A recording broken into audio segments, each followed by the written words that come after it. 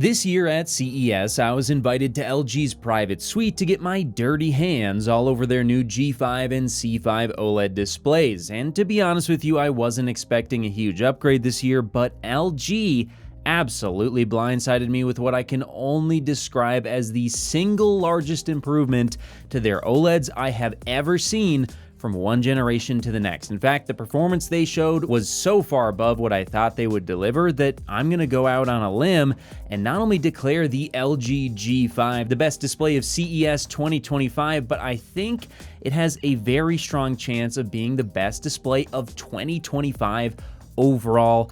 And let's talk about why. So what changed? Well, LG did something really strange. They ditched MLA. MLA, or micro lens array, is a technology that LG presumably spent a lot of time and money perfecting to improve the brightness and viewing angles of their displays, and it's something that was thought to be crucial for LG in order to compete with QD OLED, which, by the way, was also very impressive this year, reaching up to 4,000 nits. And I'm sure the LG isn't too happy about all the time and money they spent making MLA to ditch it just 1 year later. However, one of the reasons they may have ditched it is because it does come with one downside. Contrast can suffer in a bright room as it appears to light up or cause something else in the TV to reflect light, kind of like QD OLED, although not nearly as extreme.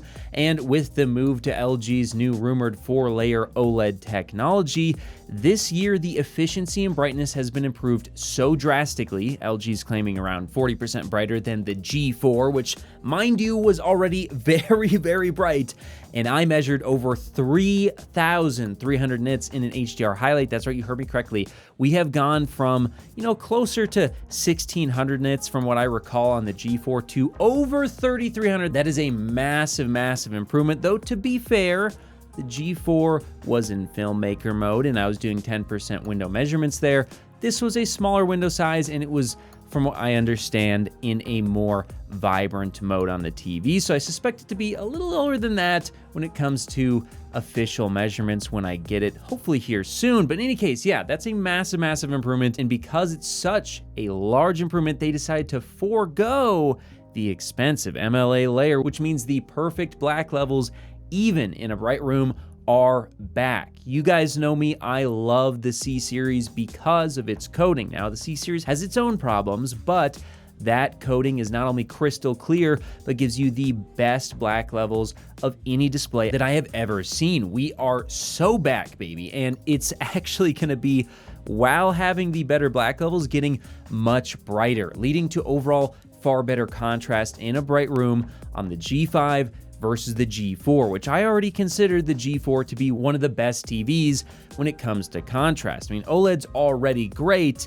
but yes, that C series coating plus brighter than G4 levels is going to make for even more insane contrast. And I think when you put this thing next to a QD OLED in a bright room, it's going to look much better. I have seen a few examples already, and yes, the magenta tinting problems on QD OLED, yucky, do look, I'm gonna be honest with you guys, kind of bad when compared to the G5 when you set them right next to each other. Now, in a dark room, QD OLED is gonna have the better colors, and that's something that LG, I really don't think they're gonna get to with the G5 this year. So if you're into the best colors possible, QD OLED is still the best technology for that. But for contrast, especially in a bright room, I think the G5 is going to smoke QD OLED. But on top of that, LG has also increased the refresh rate to 165 Hz, which will come as a pleasant surprise to PC gamers, as this feels like the sweet spot of refresh rates in 2025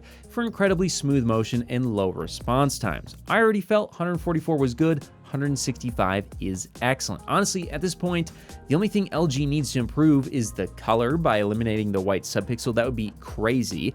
Possibly viewing angle tint, though I didn't spot any obvious signs on this year's model so far, so perhaps they have to some extent already addressed this. We'll see soon enough. And I want to see them move to 240 Hz for PC gamers to make gaming just that little bit better and match the best OLED monitors. Oh, and make it in a 48 and 42 inch size for the US, using the new 4-layer design for PC gaming purposes as well, or maybe for those of you out there with smaller rooms. But I know what you might be saying if you've heard more about the G5 already. Wait a minute, there's already a 48-inch G5. Well, unfortunately, in my talks with LG, it sounds like the 48-inch G5 is A, not coming to the US, and B, even for those of you who can purchase it, it is not using the new 4-layer design, and from what I understand, it's effectively going to be, I guess you could call it an overclocked C5.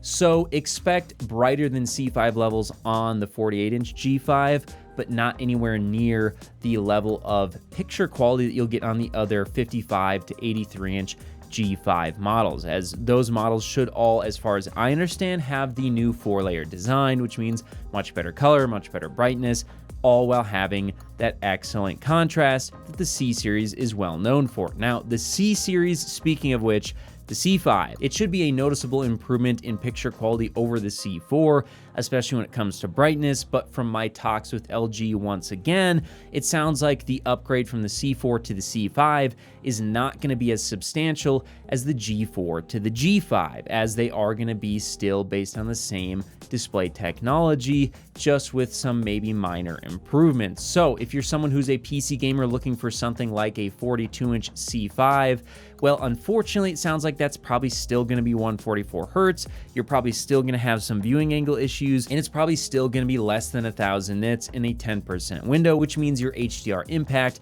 is going to suffer. But there's one big improvement to the C series this year, and that's that I was told that they are fixing the color performance in game mode. So in game mode, it should look way brighter, way more colorful, at least in theory, when compared to the C4, and there won't have to be any workarounds that you do. It should just be that way out of the box. So the C5, although in theory it's not going to be a massive improvement over the C4, out of the box for gamers, it may actually be a very substantial improvement for HDR content. But we'll have to wait and see when I get my hands on it, again, hopefully soon. Oh, and if you're wondering about the release date, it sounds like it's going to be either March or early April of this year in 2025. And until then, make sure you're subscribed for everything else display related here on The Display Guy. Whether you're looking to connect a new console, gaming PC, or just need a fast and reliable HDMI cable to connect over long distances, Rupro has you covered with their certified 8K HDMI 2.1 fiber optic cable, available in sizes of up to 50 feet and can deliver a perfect full 48 gigabits per second connection over distances other cables could only dream of reaching. And with 48 gigabits per second of bandwidth, it can easily drive 8K 60 FPS or 4K 144 FPS 10-bit HDR video through its ultra-thin, flexible, and durable housing, and it even supports ER. So if you're in the market for a cable that can drive a beautiful new TV or monitor, be sure to check out Rupro